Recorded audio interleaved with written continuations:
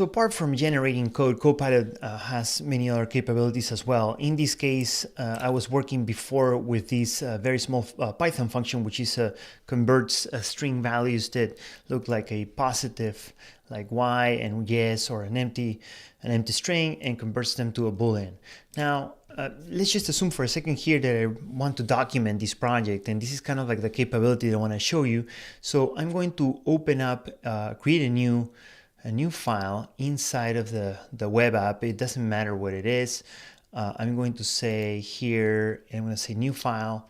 I'm going to call this readme. And I'm going to make it a markdown file, and I'm going to be able to start writing some documentation here for our test util.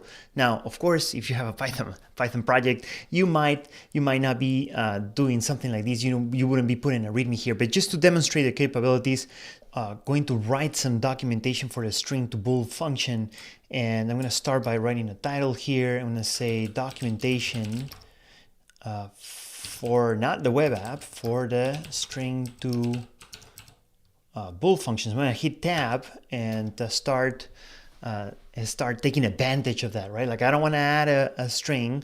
I'm going to say the string to bool function converts a string to a boolean value. It is used to convert the value of the debug environment variable to a boolean value. So this is pretty good. Now I'm not writing code. I am writing documentation.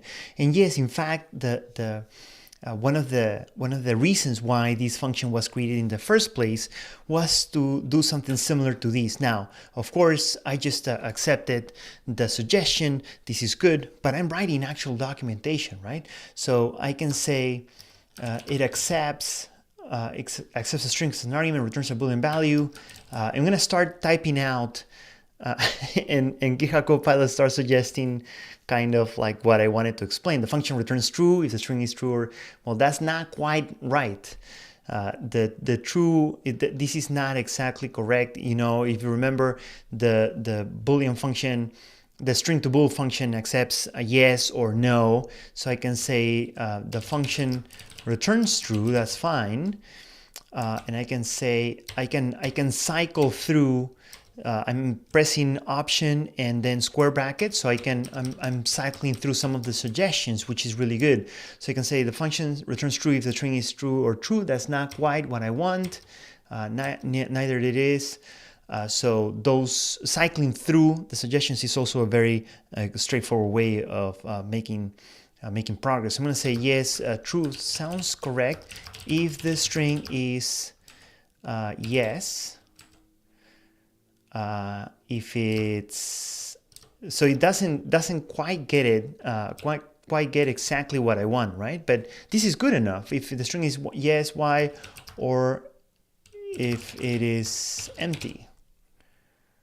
Otherwise, it returns false, of course. Well, the function has these things. So if I go back to the function here and we look at this test util, you will see that when I close these, you'll see that you have these no values. But essentially, it is almost like if the values are not going to be there, it's going to be able to return a false.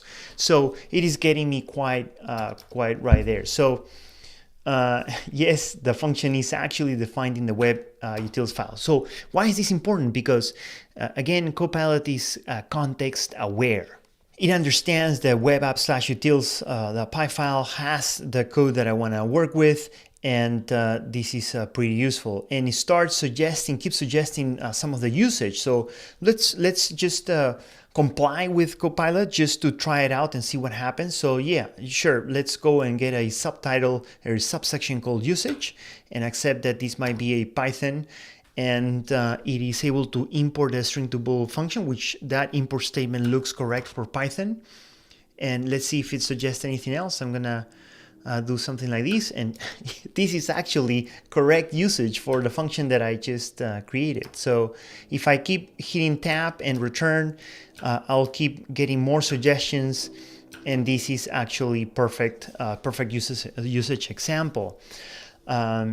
So I think let's say, how about we can add something like contributing guidelines for someone that wants to contribute to this project. So we can say if you want to contribute to this project, please read the contributing guidelines, which is something very common for GitHub repositories. This looks correct to me, and then that's great. I think this is an amazing way of really making use of AI, of Copilot in this case, to have some solid documentation that is not necessarily, like, you can see that we managed to combine a little bit of code inside the markdown file, and we're doing something very useful, very common, understands the context, the correct context of where the function is defined, and it is able to produce me correct examples on how to use this actual string to boolean, because it's context aware and it's very useful. Now, sometimes it doesn't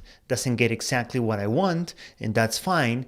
That's why I'm being able to understand what is being suggested and try to accommodate the results to something that might be working better for my use case.